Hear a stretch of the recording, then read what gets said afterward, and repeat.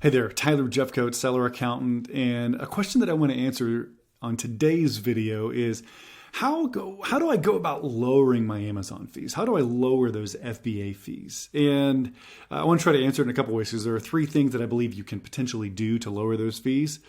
But I need to back up and kind of show you some of the business models so you can understand whether you even want them to decrease. So this is a little bit difficult to look at, but here's a P&L that shows the total Amazon fees, kind of the pick and pack, plus the commissions being 34%. That's pretty standard for the clients that the seller account serves that have like plus 90%, right? You can see here we're over 90% using Amazon.com.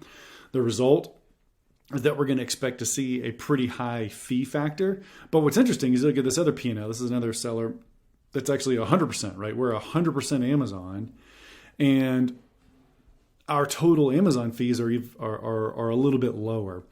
And so the difference between these two P&Ls is going to be the first thing that you can do is you can just charge a premium. So like if you charge a substantial premium for your product, that's the easiest way, right? I mean, your 15% commission is going to be 15% regardless of what you do, but that pick and pack fee is static. It's going to cost you $12 to pick and pack that item, regardless of whether you charge $40 for it or $50 for it. So one way to lower the percentage fees that you have from Amazon is just to charge a higher price relative to the pick and pack fee. The other thing you can do, which I actually suspect may be going on in the case that we're looking at here in front of us, is you can just have products that are cheaper to ship, right? So again, 15% commission for most categories is going to be standard on Amazon. Not a lot we can do about that.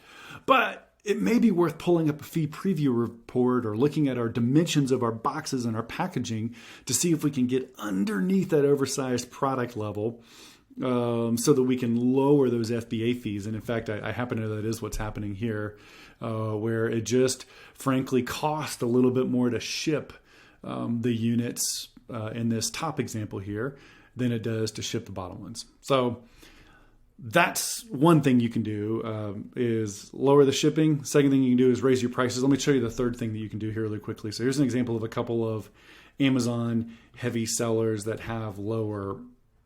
And actually, it'll be easier to see this if I can get rid of these old ones here. Forgive me. All right. So here's a couple where you see the total FBA load is 16% in this top case and 19%. Why in the world are these lower? What are these guys doing differently?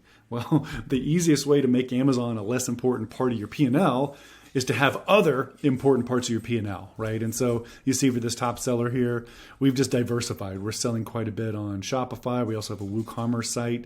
So you add the 25 plus the 22 here, and you've got almost 50% of your sales coming from something other than Amazon.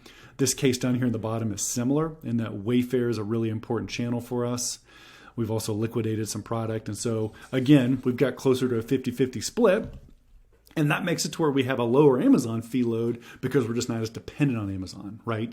And so, and again, if you guys have watched any of my videos on brand strategy, you know that sometimes the best strategy is to pay Amazon as much as you can. If I've got a private label product that is fairly it's a commoditized kind of category where it's going to be difficult for me to create lots of loyalty via social media or with repurchase intent, I may be very happy to have Amazon be 30% of my P&L or more. If you include advertising, maybe it's 45% of my P&L, because Amazon gives me the best path to monetize my products and to capture margin, and Amazon solves the logistics problems where I don't have to go buy a warehouse and hire the staff.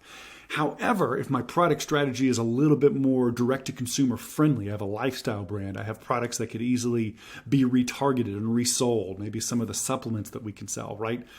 Then I may want to be pretty aggressive in investing in getting off of Amazon once my business is up and going, because an off Amazon business allows me to increase my margins by lowering that Amazon fee rate. But it's not as cut and dry as just being like lower fees are better. Obviously, lower fees are better, but you really have to kind of balance that against how do I best grow my brand given my product type and given my sales funnel. So I don't know if that clears it up, but the three things you can do: you can raise your price, you can re-engineer your packaging to try to lower the Amazon fee percentage, or you may just look at investing in an off-Amazon channel where Amazon just isn't quite as important a percentage of your P&L as it used to be. Hope that's helpful, guys. Take care.